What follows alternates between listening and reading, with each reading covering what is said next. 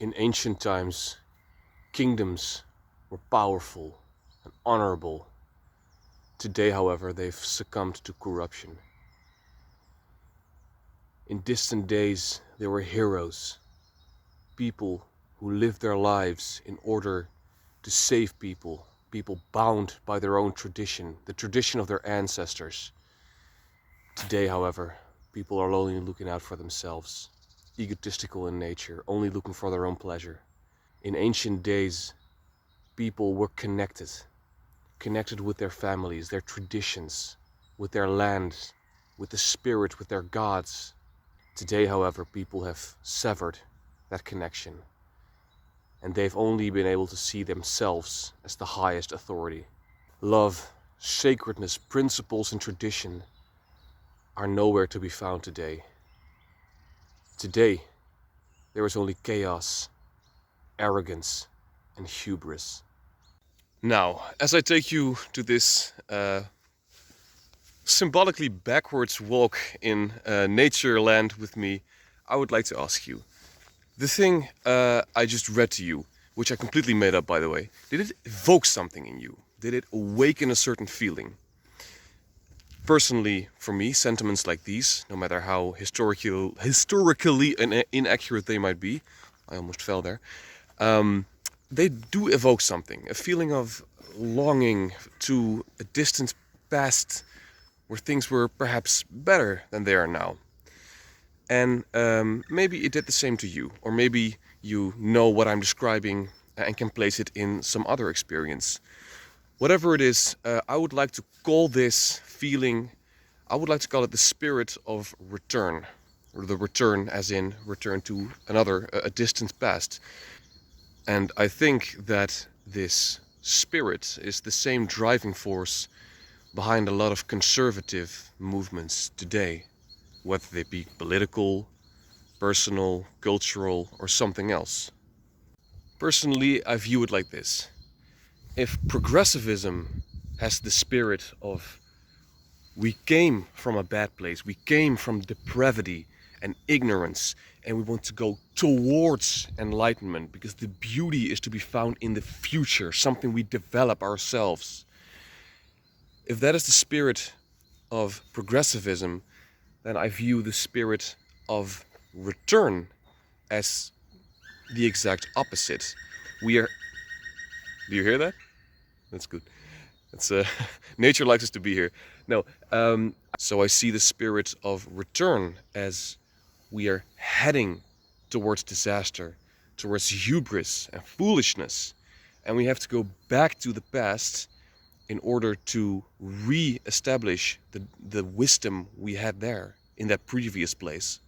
Now, me myself, I think that both of those spirits are part of us, and both of them are necessary. Now, personally, I don't consider myself to be the best informed guy out there. But as far as I can gather, the spirit of return seems to be very alive in our modern Western culture. Now, speaking spiritually, for example, ancient faiths like Christianity and Islam, even though the latter one has been feared by the West for a long time, seem to be gaining popularity and seem to be being looked at through a whole different positive lens, at least by young people.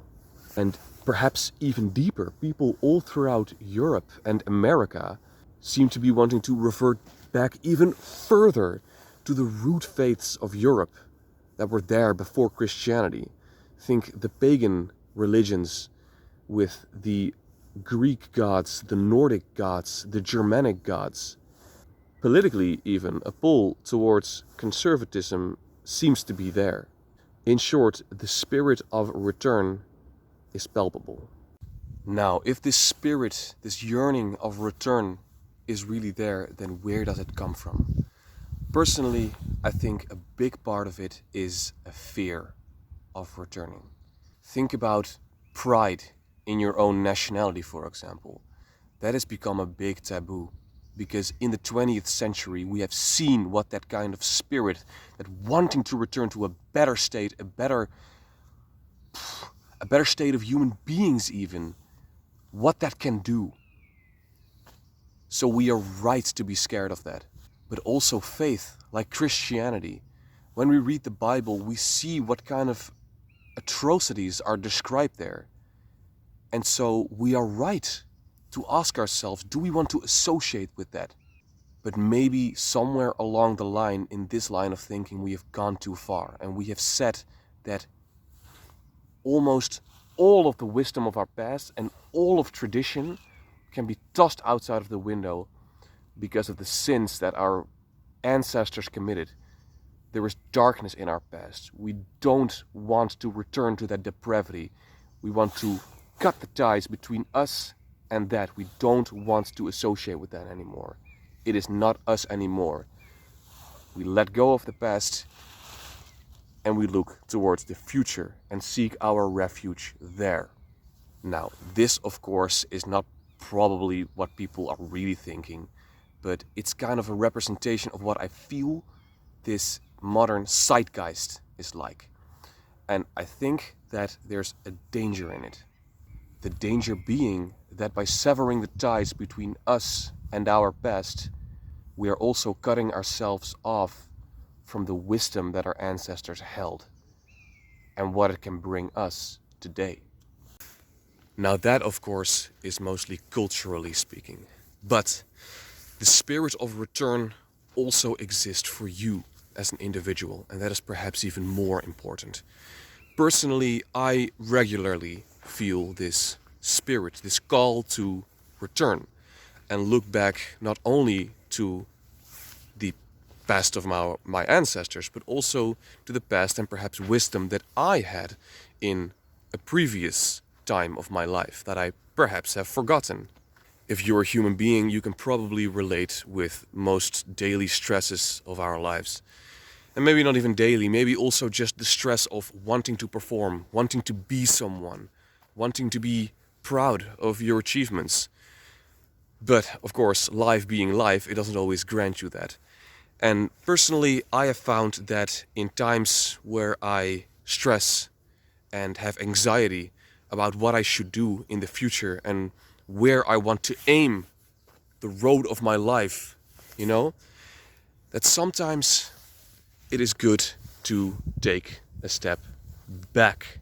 And so instead of following the spirit of progression and development, sometimes I step back and try to reach what I call my anchor, my core, and think about what is it that I truly am again, and what is it that I should do with this time on earth that I've been given again.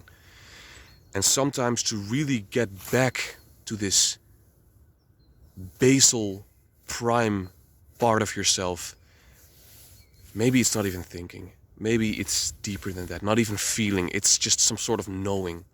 When you really stand still and get back to this, you know what you want and you know what you need and you know what you have to do. Personally, when I do this, when I try to get in that state of mind, then the spirit of return will be gone. Because the spirit of return has been given what it's been wanting. And so whenever you're connected to your core, you can go forward and progress whatever you need to progress. Now, that is what I wanted to share with you about what I think is the spirit of return. And if you can take anything away from this, my invitation to you would be on both a personal level as well as a societal level, don't be afraid of your past. The spirit of return is not a call to regress. It is not a regression. It is not, we have to throw away our future and stuck and cling to our old ways. Again, both on a personal and a societal level. The spirit of our past is there to help us, to guide us, to show us, hey, you are going somewhere, but make sure you learn from what you have learned and take that with you. And only then we can think about progressing and moving forward. So that is going to do it for this video. If you liked it, please leave a like, leave a comment, subscribe, and of course hit that bell notification when you want to be notified whenever I post a new video. Now back in my day, we don't have those. TikToks or those Instagrams those young people today seem to be so fond of. No, sir. No. We used to hang people and call people racist slurs. Ha! Now, those were the days.